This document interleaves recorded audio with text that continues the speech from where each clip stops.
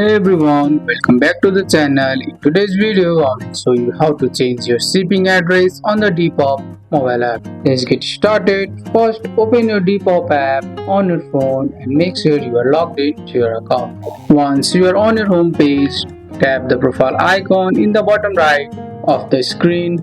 Once you are on your profile page, tap the gear icon or tap on three dots. After that, tap on profile, scroll down and tap on address. Here you will see your saved shipping address. To change your address, tap the existing address and update the details like your name, street, city, postal code and country.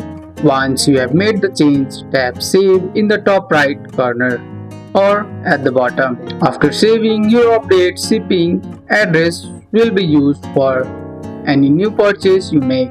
You can't change the shipping address on an order after you have already bought something.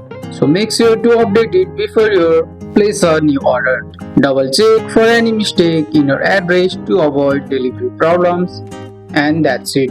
You have just now updated your shipping address on the Depop mobile app. That's all for today's video guys. I hope you guys like this video.